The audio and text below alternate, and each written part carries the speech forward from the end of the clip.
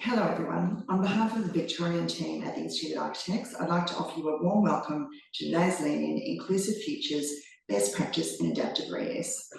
My name is Stephanie Bullock and I'm from Kozloff Architecture and I'm the President of the Victorian chapter of the Australian Institute of Architects. And it's my honour to be your host and moderator for today's Lean-In session.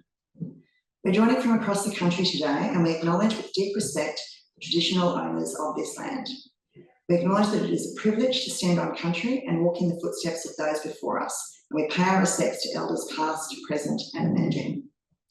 The Lean-In session is being recorded, so if you miss anything today or have to leave early, we'll be publishing this recording on the Institute's YouTube channel in the next couple of days, and we'll share that link with you in our upcoming email communications. This Lean-In session enables you to ask questions of our panellists, so if you have a question or a comment, please use the Q&A box down the bottom of the screen to add yours in, and we'll go through these later in the session. Adapting buildings for reuse to reduce environmental impact and respect heritage values presents challenges and opportunities to enable access for more people. Today's Lean-In will showcase how architects are tackling the complexities of adapting historically inaccessible buildings to improve accessibility and inclusivity at diverse scales and building typologies, both in Australia and abroad. In this session, we'll be joined by Alan Combe, who will present the Alexander Miller Memorial Homes upgrades across Victoria. From disaster recovery to affordable housing for people with disability, his work spans continents. Currently, in addition to his own practice, he is co-director of the UIA Architecture for All and director of IADA. And in 2024, he received the UN Scroll of Honour for advancing the UN Sustainable Development Goals. Alan will be followed by Jim Stewart and Jessica Lee from Fender Katsoulides, who will be presenting the Alba, a vertical aged care retirement living precinct in South Melbourne. Jim is a principal and sustainability lead at Fender Katsoulides, and since joining FK in 2015, he has worked on significant projects in Australia and internationally, a passionate advocate for sustainable design and adaptive reuse within FK and across the profession.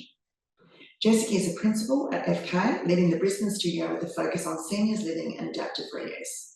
With 20 years' experience, she champions human-centric, sustainable design that fosters connection and care, and her work bridges architecture and wellbeing, shaping inclusive, future-ready communities across Australia. And finally, joining us from the UK, Alana Honey from Caro Architecture Limited, who will present the new equal access entrance at St Paul's Cathedral in London. Alana is a talented conservation architect, experienced in both repair and new build projects in significant historic settings, cathedrals and churches. She enjoys the challenge of supporting communities who use, live in and work with historic buildings, particularly developing a tailored approach for each place to adapt to modern life. And I'll now hand over to our first speaker, Alan Combe. Thank you, Alan.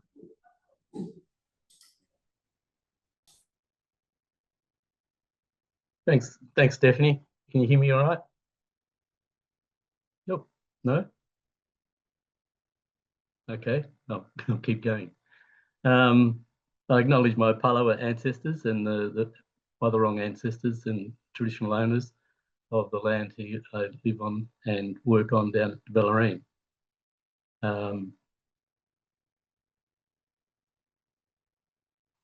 This is a story of Alexander Miller Memorial Homes. Alexander Miller was born in Scotland in 1842 and came to Australia quite young. He started a draper's business, and during the time he was working, he built up a large chain of draper stores in Victoria, including country towns, many in Geelong because he lived in Geelong, but also Benalla, Echuca, Euroa, Numurkah, Maryborough, Rushworth and Shepparton and other places as well. When he passed away in 1914, he left a large bequest for looking after people who were in difficult times.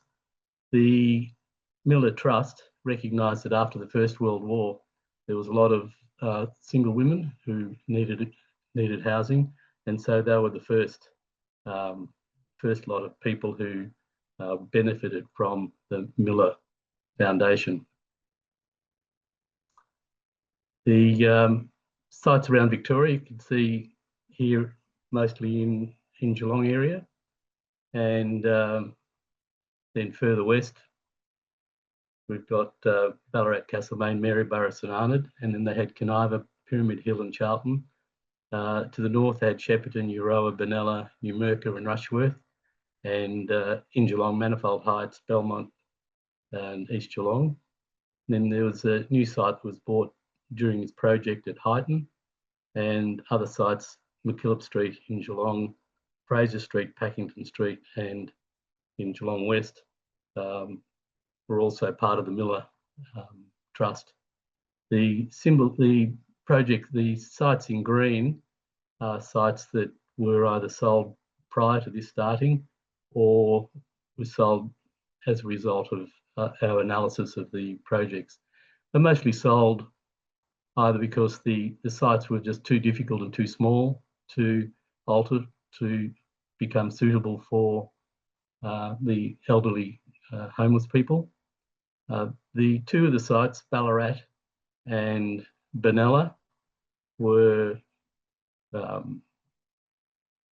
the existing buildings there were also not sufficient to retain, and so they were demolished. They were the more the later buildings, probably 1960s and 1970s buildings.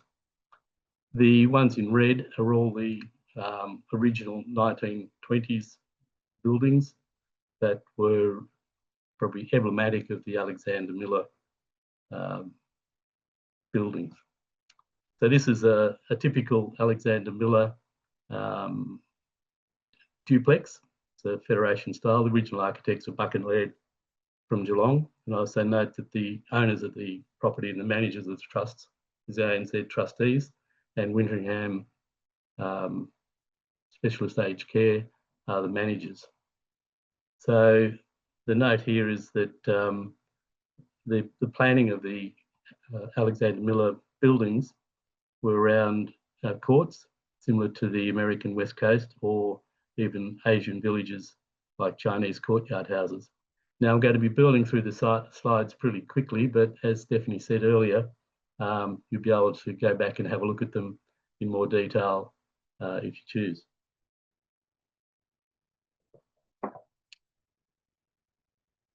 So it's the typical bungalow.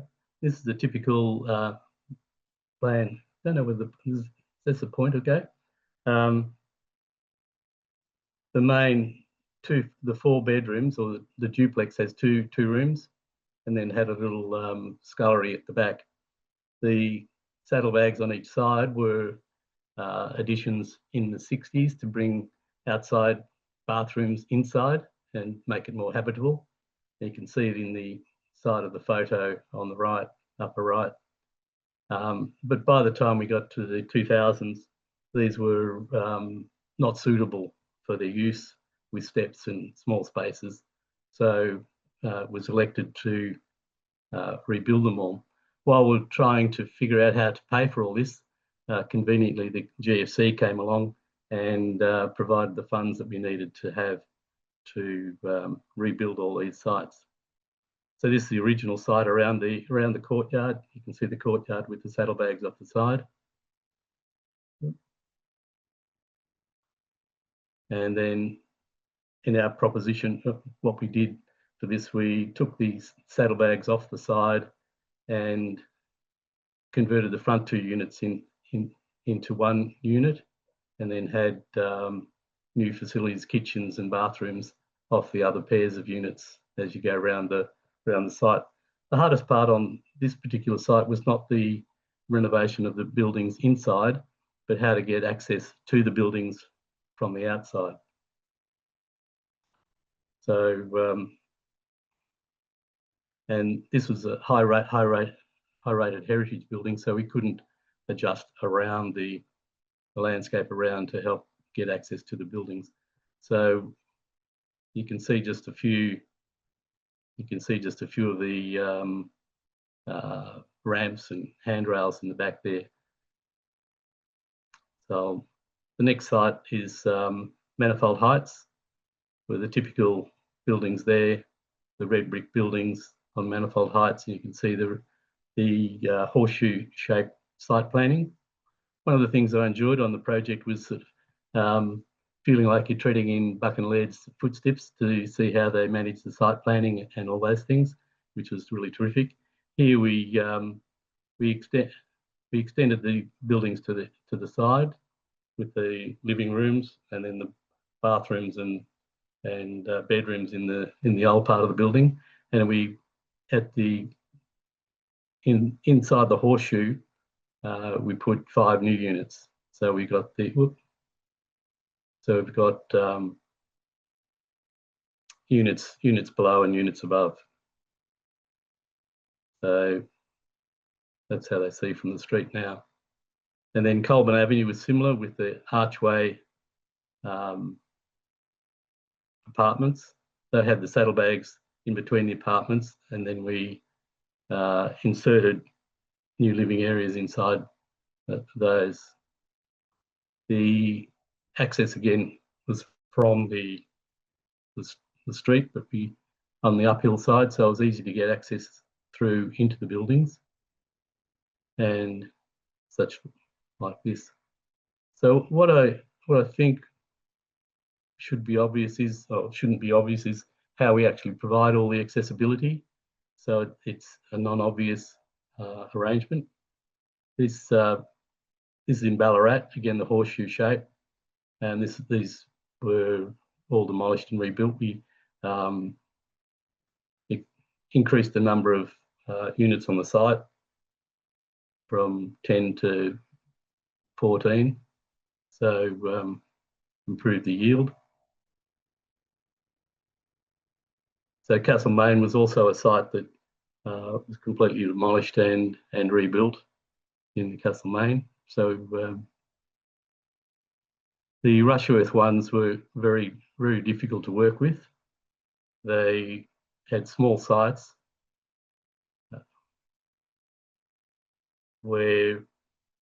and a high step off the street. So all these are timber floor buildings, so they're high off the street. So we elected to provide the access from through the rear of these properties. So we had a pathway coming up in between the units and have the main access and semi-second frontage at the rear of the properties.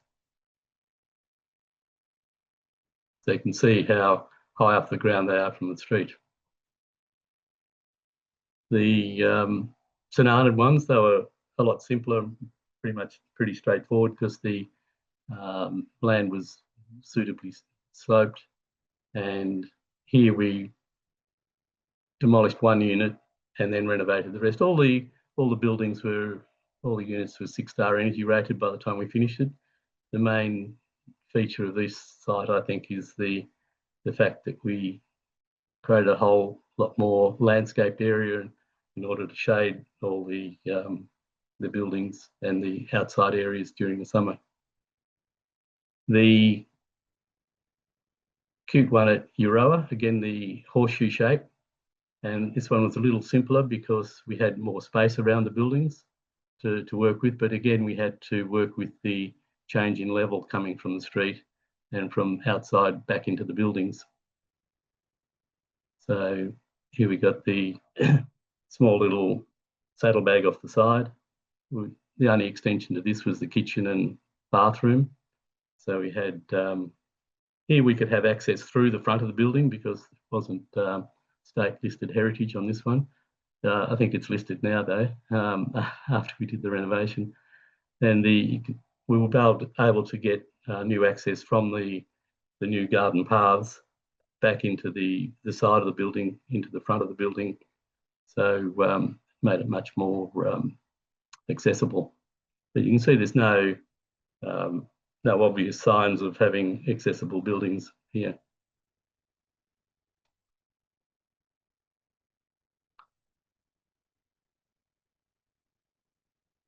So full bathroom suite with the full 1428 arrangement for the bathroom set out. So you can see how the pathway was raised around the front of the buildings so that you can get that seamless access. You can see the new kitchen bathrooms has saddlebags just hanging off the side of the buildings there in the dark brick. a bit more landscape growing up, and then to almost present day with the landscape growing around. So we place a lot of emphasis on the landscape because that provides as much of the amenity around the building, around the site, as the architecture does. So that's the Alexander Miller story in a nutshell. Thanks, Stephanie. Thank you so much, Alan. I'd now like to hand over, if you could just stop sharing your screen, I'll now hand over to Jessica and Jim, if you want to share your screen now. Thanks, Stephanie, and thanks, Alan. I will try to share this screen and hopefully that works. Jess can yell out if that's working. It is. Great. All right. Well, thank you for having us come and present in this member lean-in about inclusive futures in adaptive reuse. Jessica and I are principals at FK, and most in the industry probably think of FK when they think of big, shiny, new things, which we acknowledge. But I'd also like to highlight that we do have quite a lengthy history and back catalogue of retrofit and adaptive reuse projects, which we're very excited to continue to this day. And one of our favourite questions, which comes up more often than not, is when is it too hard to reuse buildings? When is it too hard to adapt and retrofit and reuse an older, sadder, or more tired building? This comes up in questions like this. A couple of examples. So this is 2 Riverside Quay in South Bank, a multi-storey car park, very little room for new structure through it. Could this be reused and adapted into something else? This has sloping car park floors, so it could be used, or the existing structure could be used as nothing more than just a car park. But by sleeving a new core down either side, so a passenger core on one side of the building, a goods core on the other side of the building, we could straddle a new commercial building over the top. In Brisbane, we were presented with 2 sort of 1970s government buildings at the end of their usable life, and we were able to join them, converting what was 2 not fit for purpose buildings into a single PCA A-grade office tower in Brisbane. And that sort of brings us to the topic today, which is 114 Albert Road in South Melbourne, which Jess will take us through in detail. But just to touch on, you know, often when we encounter these projects to begin with, they're sort of tired and uninspiring from the outside. They're often sort of sad and dark on the inside. And they can be particularly sort of unfriendly and inaccessible to the point of this presentation at street level. And these are all images of the building as we found it in 2015. And I will hand over to Jess, who will take us through what we did to it. So I thought I'd kick off with a bit of background on the ALBA and just on the point of extending legacy. The Australian Unity as an organization has been around at the time, back in 2015. I think it was about 180 years. So it's safe to say it's been around for nearly 200 years. And the old headquarter was actually based opposite Melbourne Town Hall. So those familiar with the Melbourne CBD, that's the beautiful heritage Manchester Unity building, where their organization kicked off before they moved into this purpose-built office tower that was built in the 70s to house their organization. So back in 2015, Australian Unity's brief to FK was the design of premium residential aged care facility in a co-located type of precinct, one that would be benchmarked against its completed at the time Grace retirement living apartments that you see there, the cranes just next to the building under construction, and that project was completed back in 2019. On the next slide, you'll see the buildings in its location. So this is South Melbourne. On the south of the site is the Albert Park. Albert Park, that's right. And that's where the F1 circuit happens once a year. So really good noise and revving for those who are excited to live in the neighborhood. And precinctually, on the next slide, you'll see that the design was for stage one, which is the Grace, was built to complement the architecture of the existing modernist office tower that was built in the 70s. So the new building was designed to be complementary, even though it was going to be a whole new use that was stitched into the existing fabric of 114 Albert Road at the time. Just a cross section through the site, you'll see that's if you're slicing the building in the middle, there is a light well in the middle that allows for natural light and ventilation into all four sides of the Alba. So that's a 15-story light well that takes that natural light and ventilation. The Grace, which is the independent living apartments new built, that's a class 2 building. It offered 79 independent living units. The communal clubs were actually the ones that was facing into the light well, providing a little bit of interface with the Alba. On the Alba side, the building was completed in 2024. It houses about a total of 155 aged care residences. On the lower levels, you can just see in the cross section, there's 95 residential aged care suites stitched into 3-level households. One full floor plate houses about 17 units, and on the upper levels, it caters to 60 assisted living apartments, which offers a variety of 1 and 2 bedroom units for couples. And on the top is the spectacular roof terrace that I'll take you through very shortly. On to the next slide. That just shows the precinct identity in its totality, and I just wanted to bring our focus to the ground plane. So thanks to Jim for sharing some of the early configuration of what was there. Key to establishing like the building entries and identities was having separate lobbies for the independent living community as well as the residential aged care community.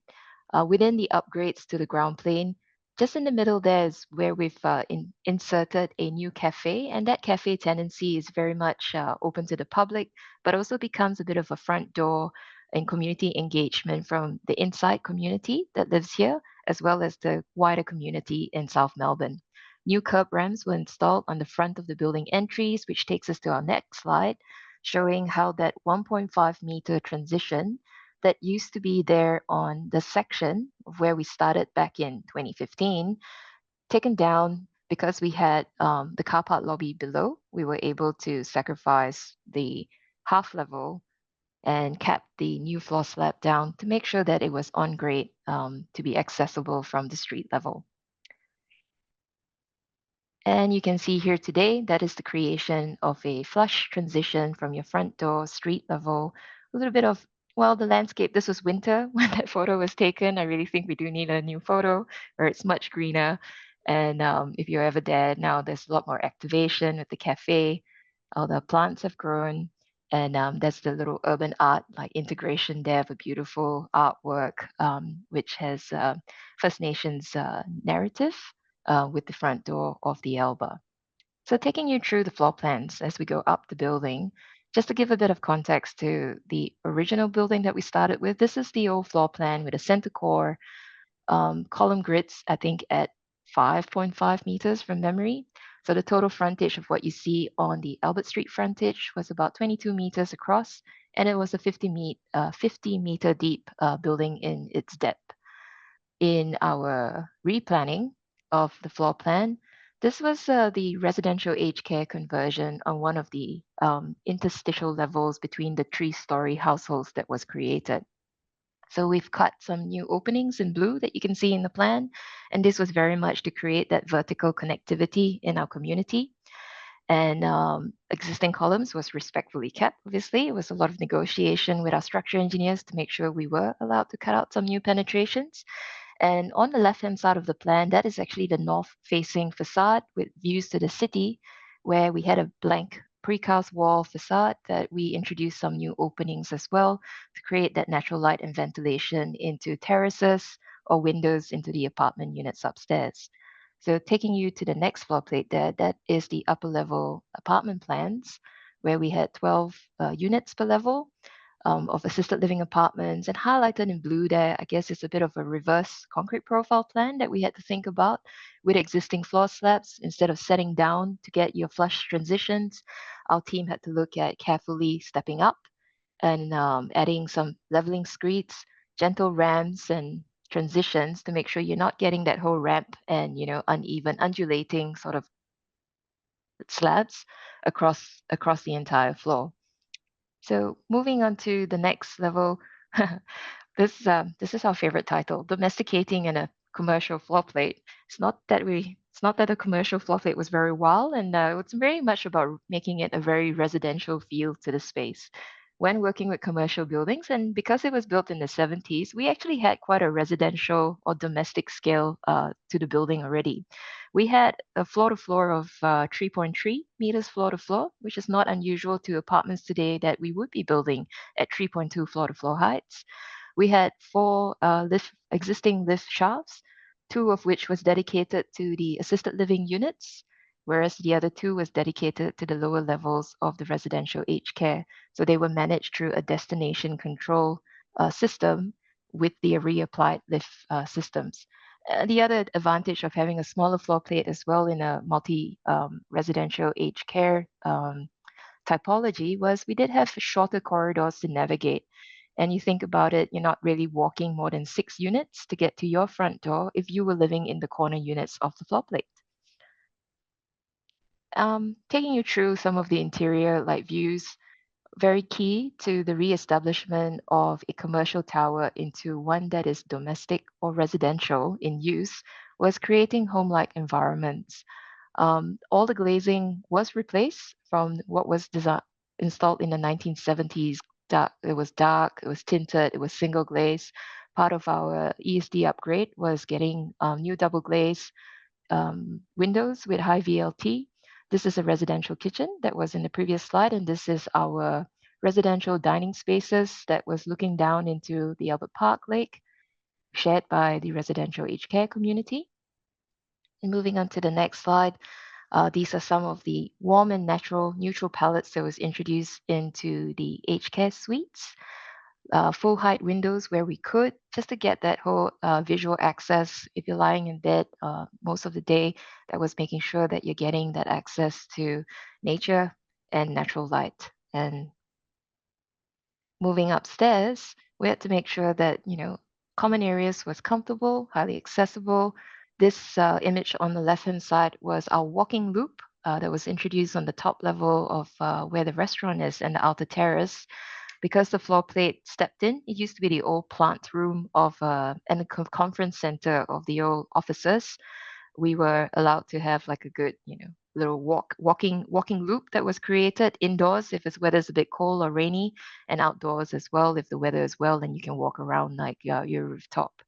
And just to draw your attention very quickly, just one step back for a minute, Jim, thanks. In creating the transitions from indoor to outdoor of existing buildings, we were quite careful in building up a pause and pavers type of balcony access, but where we had to make sure that the leveling and screed was created. Just I think he's going to show his little arrow there. You have like little minor threshold step ramps to take you from the indoors to the outdoors, just to get that flush transition to make sure that there was no tripping hazards when you're getting in and out of your residential units out to your balconies. Thanks, Jim. And last but not least, I guess on the top level there, that is that top level rooftop terrace to offer residents in this building plenty of fresh air.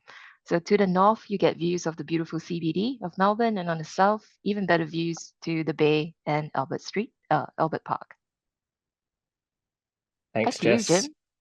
So our favourite question, when is it too hard? Our answer to that question is it's probably always too hard. These things are not easy to do, but it's always worth it. I wanted to touch on the fact that, when we adapt a building like this, by the time we strip everything out of it that we need to strip out, we're left with what is often a very, very raw shell. The structure in this case in particular was a fantastic structure, and Jess has talked through the column grid, but also that column grid was facilitated by this wonderful sort of precast structural facade which carries a lot of the external loads of the building. and could be retained and repurposed. But what needs to go back into these buildings is really, really substantial. And a lot of that is driven by compliance considerations. Jess has touched on the existing floor to ceiling heights, which work quite well in commercial to residential adaptations.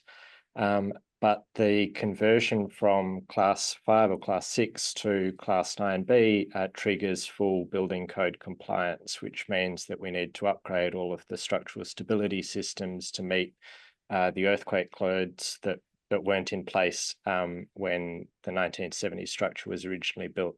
So there's an awful lot of work involved to add substantial structural stiffening and new fire protection. The screeds that Jess mentioned to build up the floor levels so that we could have our full set downs to bathrooms and get all of our floor waste drainage working. We obviously couldn't build up the floor level to the extent that it would match the external balcony areas, because that would have added far too much weight to the structure and to the foundations. So it's about sort of achieving that balance between having flush transitions where we can and accommodating some minor step ramps where necessary to bring the weight in the structure down.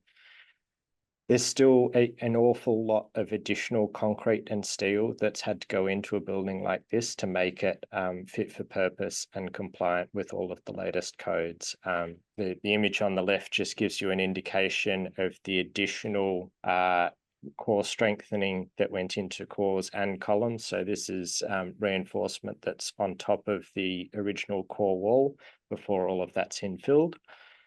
And what that means is that we're adding a whole bunch of additional carbon into buildings. And of course, we know that the greenest building is the one that already exists.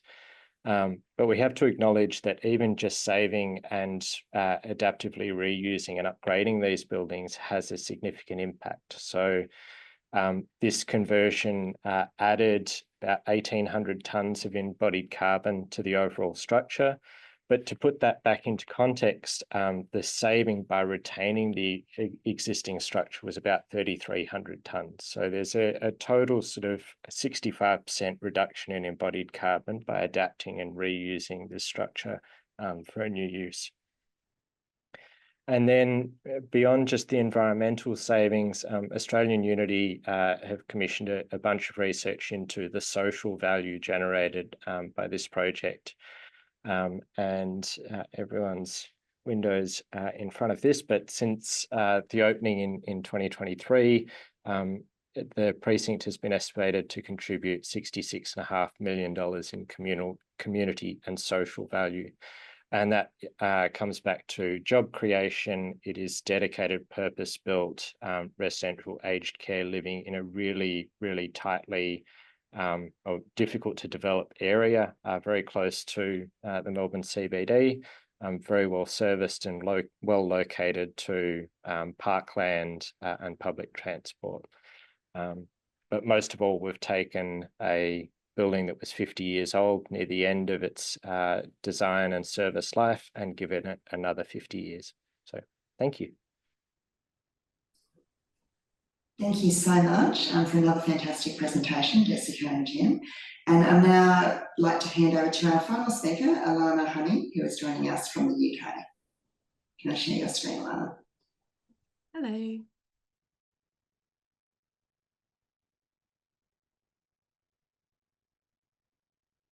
So hopefully everyone can see that. Thank you, Jess and Lee and Stephanie. That was brilliant to watch. So, hello, and thank you for the opportunity to talk to you today.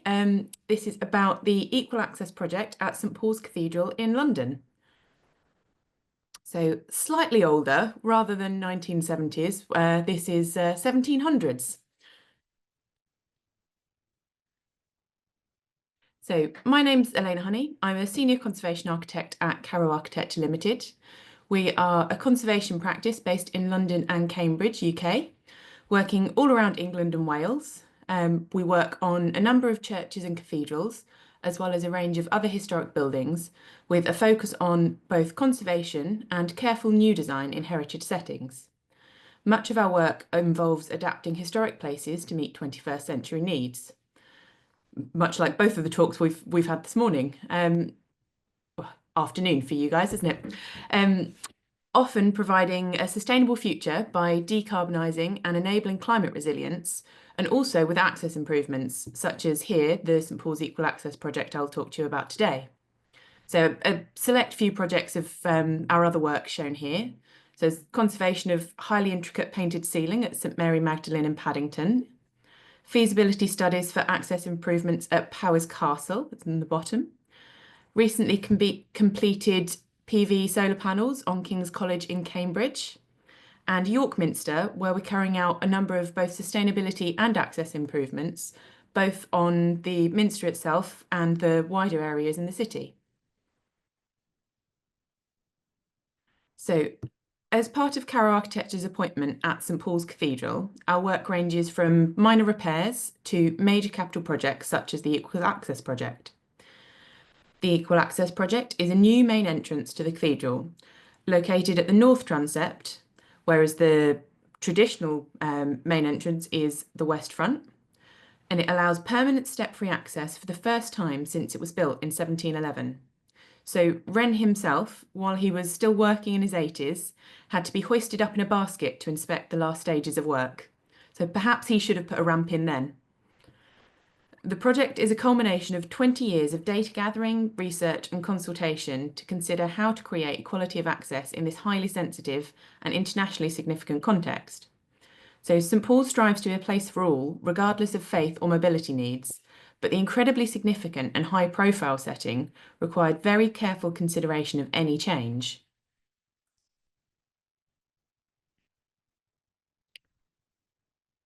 So the project was divided into two phases, the first being the north transept ramp, that's generally things on the left side of the page, and this was the most significant change to the external cathedral since it was built by Wren over 300 years ago.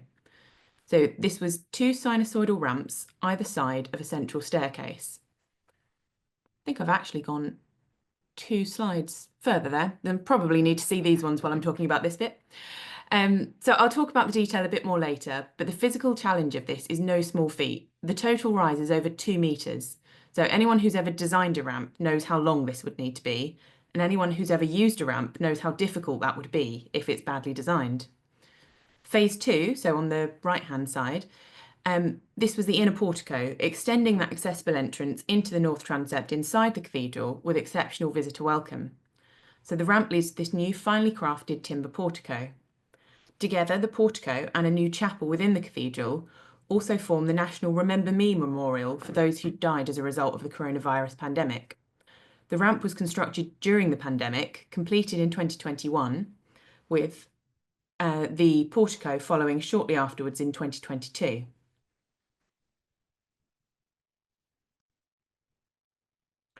The project has a long history.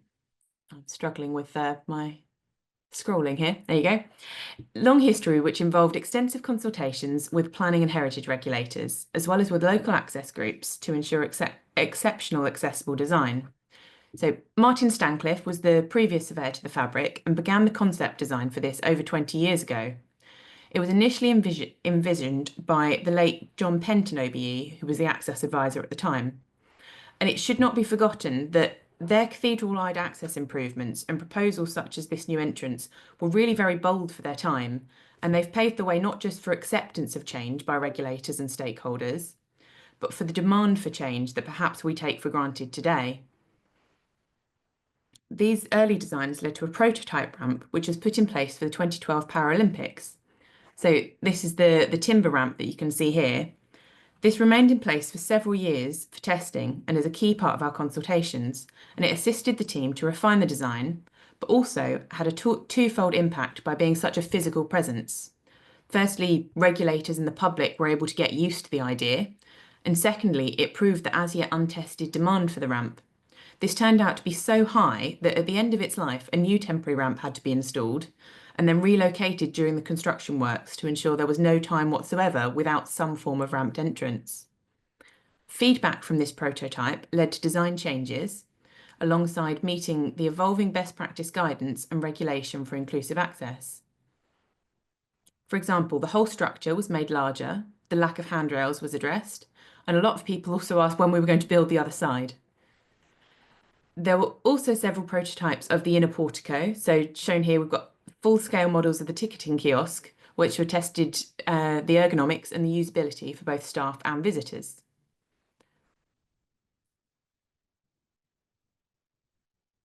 The form of both ramp and portico took cues from the cathedral's classical design. This is post-Inigo Jones. It's a new classical era. It needs to be symmetrical and geometrically suit the space it was in. It needed to be clearly modern, but respectful to the original fabric. But physically, it needed to transition comfortably whilst rising over 2 meters. This resulted in 6 ramps on each side, which were all different lengths, gradients, and curvatures. The continuous handrail had to follow these ramps accordingly.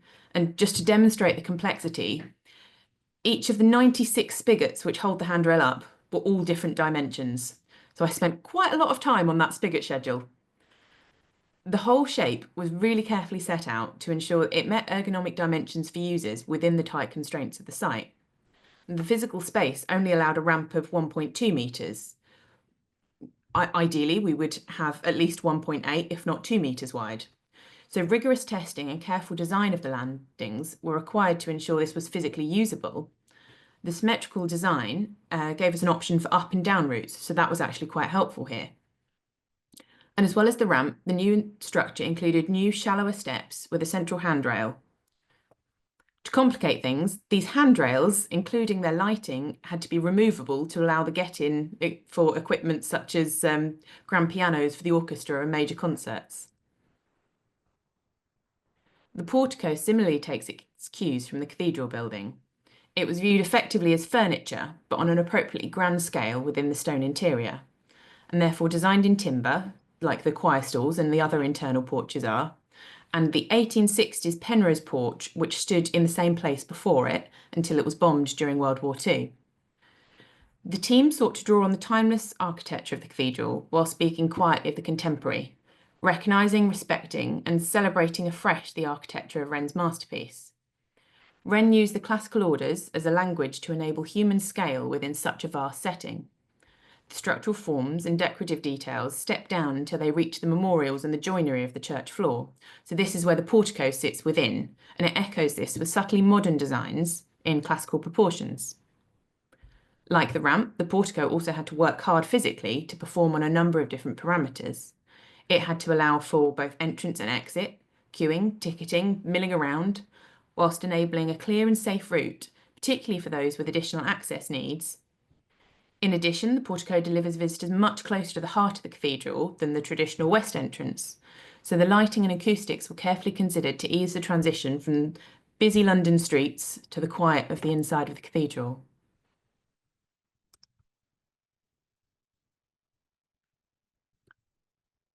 So, detail design.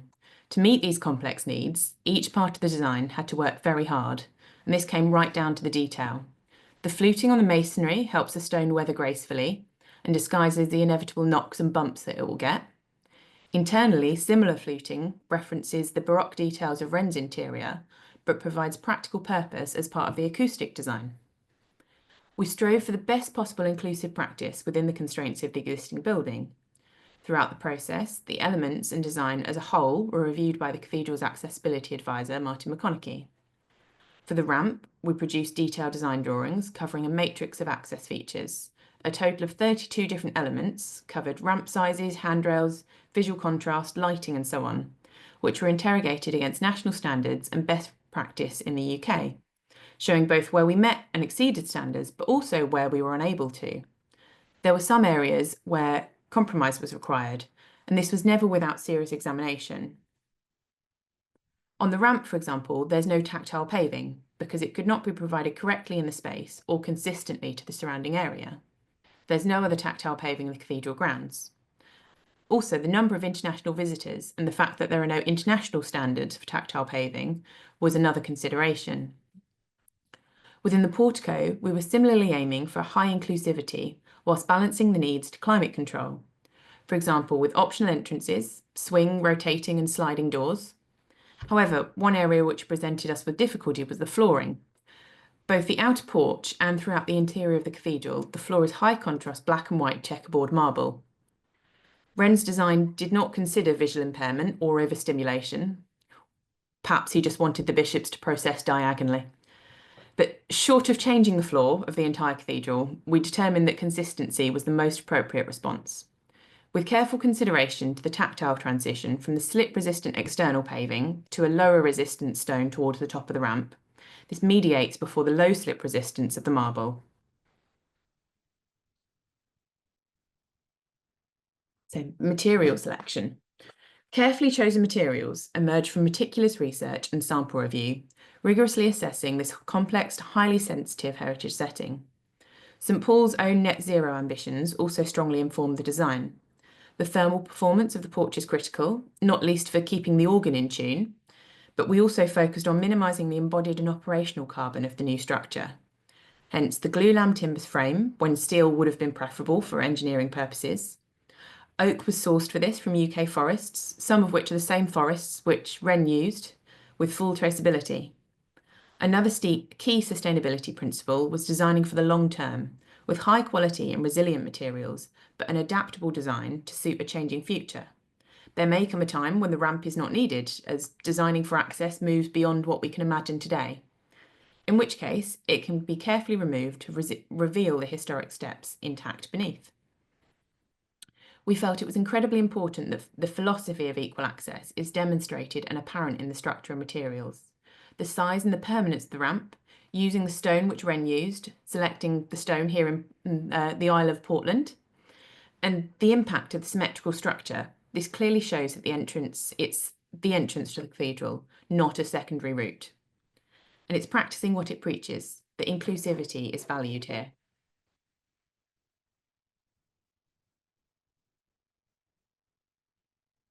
Materials were carefully chosen to provide for as wide a range of access needs as possible. So selected samples of the different materials were tested various times for visual contrast, slip resistance, light reflectance, as well as durability. For example, the walls were Portland stone, but to get contrast in colour and create a hard-wearing ramp, we chose granite paving with white step nosings. A number of models were made at various scales, testing different components both for ourselves as a design team, but also to enable stakeholders to make informed decisions. They were used during Cathedral Access Open Days to gather feedback from visitors on proposals.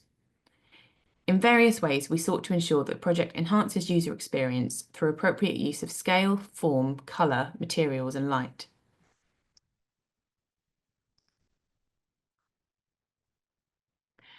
The project also facilitates orientation, navigation and ease of understanding. This begins in the churchyard with new signage and landscaping to signpost the new entrance. Then the benches offer a place to rest at varying heights and with armrests. Visitors are greeted by trained staff, asked about any access needs and are directed either into the main cathedral space or towards the new memorial chapel for private prayer. It's been a pleasure over the last few years for me to see this space used and occupied in the busy city setting. I've also used it myself, visiting with my baby in a buggy, something I'd not anticipated when I started out designing this so many years ago. And it just goes to show that inclusive design often reaches further than its original intentions. It's also been a privilege to be asked to speak about it on a number of occasions and hear the excitement about the precedent it sets to enable similar but bold but life-changing schemes in other significant historic settings. If St Paul's can make such dramatic changes to enable inclusive access, we hope many more significant historic buildings follow on. The effective and practical response to the corresponding challenges has since been cited in Julie Fleck's 2019 book, Are You an Inclusive Designer?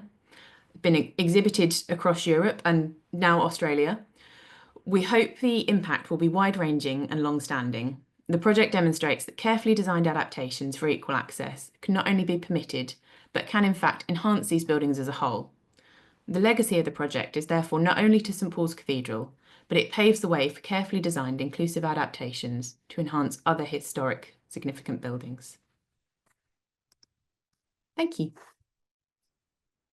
Thank you so much, Alana, for that brilliant presentation. And I also just wanted to thank all of our presenters again. I'm just noting that this Lean In has been a joint effort between the Sustainable Architecture Committee and the Enabling Architecture Committee of the Victorian Institute and chapters. There's been other range of people involved in pulling this together, including our presenters today. So we've now got a little bit of time for some questions. We've got a first one, I think on the ALBA, which has now just disappeared for me, but I believe it was a query about fire evacuation for residents. Jim and Jessica, would you be able to speak to that briefly? Yep. And I'll get all the speakers to turn their cameras on if you can as well. I just responded on the chat. Sorry. No, that's probably why it went from open to answered. So yes, floor plates have refuge zones in the lift lobbies. So not unlike Class 9C, it is assumed that our evacuation provisions will require assistance for most occupants within the building. And that we have an emergency lift that is dedicated for evacuation within the floor plates. Thanks so much, Jessica. We've got another fantastic question, which I had in my mind as well, around whether any post-occupancy evaluation has been undertaken. And I might put this to each of our presenters in turn. I was going to ask this question of you, Alan, after the presentation of those fantastic projects, about feedback from users post the completion of the project. All the feedback's been very positive. That's the simplest way. Sometimes I happen to be going past some of them, and I do drop in, and this is sort of those open courtyards means you can sort of just wander in and have a little look, and people check you out, and then they come out and have a chat. Yeah, it's life-changing for these people who don't have accessible buildings at the affordable level.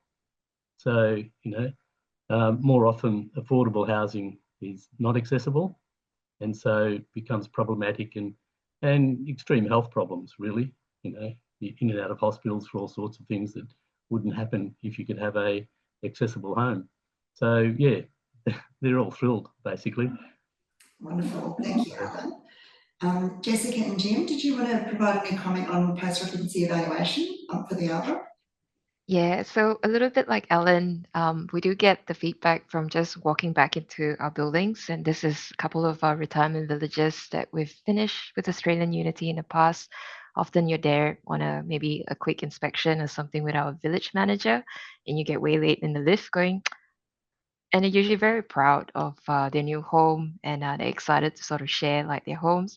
Feedback that we have is not official post-occupancy evaluations, but we do normally obtain unofficial feedbacks with our clients just to say, what can we do better next time?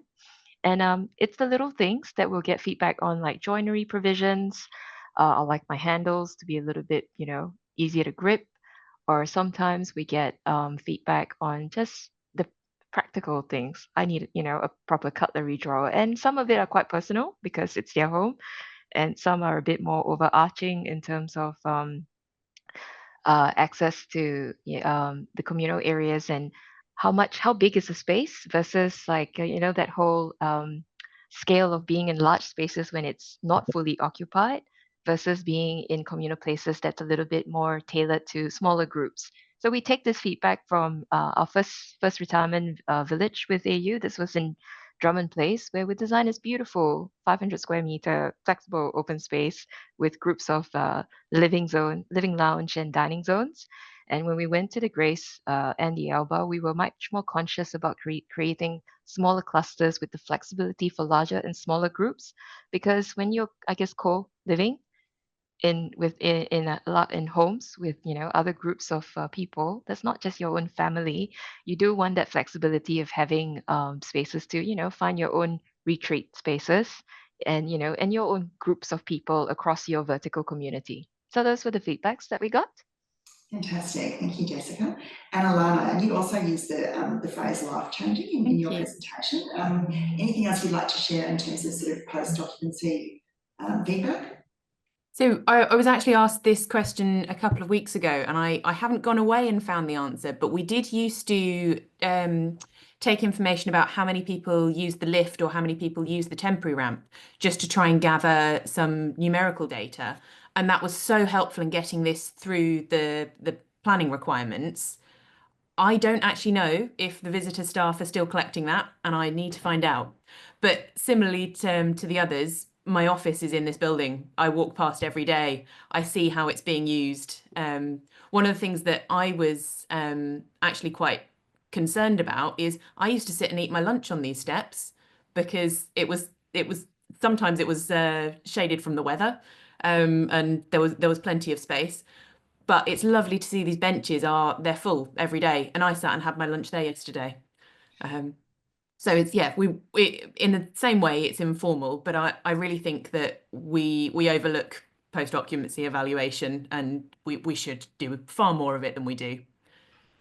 Great, thanks, Alana. Another question for you, Alana, is around what other compromises to access codes and standards other than tactiles were necessary? Okay, thank you. So the key one is the width of the ramp. So ideally you wouldn't have a 1.2 wide meter ramp because you can't pass 2 wheelchair users. That's the sort of the basic standard that we have in the UK. You would have 1.8 meters wide. If this ramp were to be 1.8 meters wide on both sides, it just wouldn't fit. You'd bump into, so you can just see the fence down the side. You'd bump into that.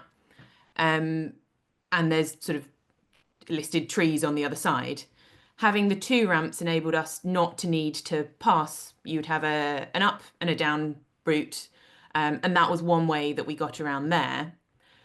Most of the other sort of compromises were really it's not breaching required standards as such, but it's making best practice, making sure something's usable, and that's by testing it. So you don't normally have curved ramps. There's not a standard to say don't have a curved ramp, but it's unusual, and it's difficult to make sure that you have have the drainage right. Make sure that you're not sloping on a side and it's hard to turn. So all of this was modelled and sort of tested through and advised all the way through with our access advisor. I thought it was so interesting in your presentation, the amount of prototyping that was done. Was that driven by the client or by yourselves, or how did that come about? Because it sounds both to some extent. So I have been reading this book. You won't see it because my screen is Are You Inclusive Designer? This runs through quite a lot of the City of London changes before the Paralympics in 2012. So much of it was driven by the cathedral, but they're a huge stakeholder in the city. The sort of city council actually did an awful lot of work to try and make the whole city accessible, expecting all the tourists coming to see the Olympics and the Paralympics. And so some of the impetus was external from the city, and some of it was internal from the cathedral. And there were actually quite a few special events. So the cathedrals where we have sort of state funerals and things are in Westminster Abbey. St Paul's Cathedral is seen as the People's Cathedral. So when we have memorial services or sort of special events, so there's a few charities that hold their anniversary celebrations in the cathedral. And a few of these required, so there was one, the Cheshire Leonard charity, there were 70 wheelchair users trying to get into the cathedral for one service. They built a ramp specifically for that. And that was 2010, I think. So it was this project was being thought about, but nobody realised it could be done yet. And so it's lots of events like that. And that has all led to, at the beginning of the project, I'm not sure we can do that, to the point where I joined, where we obviously need to do it. It has to be done. We just have to do it in the right way. And I think that changing, I suppose it's a social nationwide feeling that we have to make change now. But it certainly wasn't the case 20, 30 years ago. Yeah, that's a great response. Now, we're almost out of time. So again, I'd just like to thank everybody for, I found those really inspirational, all of your presentations as well. And I love your response, Jim, to know when is it too hard. I think as architects, we should be willing to do hard things because it is always worth it. And thank you also everybody for joining us today. Stephanie, can I just add one thing, a little bit Yeah, of plug? absolutely. Because Alana, or the project at St Paul's, was awarded the gold medal from the UIA Friendly Inclusive Awards in 2023. So that's when I first saw the project during the awards judging then. So, and the other part of the plug is the Friendly and Inclusive Spaces Awards coming up for 2026 in Barcelona. So I'll just put that on the table. Absolutely. Thank you so much, Alan. And again, thank you everybody for joining us today. And a reminder that these lean-ins are recorded to view later, and you can get notifications of when new lean-ins are available to view by subscribing to the Australian Institute of Architects YouTube channel, YouTube at Oz Architects. Enjoy your day, Alana, and everybody have a great day. Thank you very much. Thank you. Thanks, Steph. Thanks, everyone. Thank you.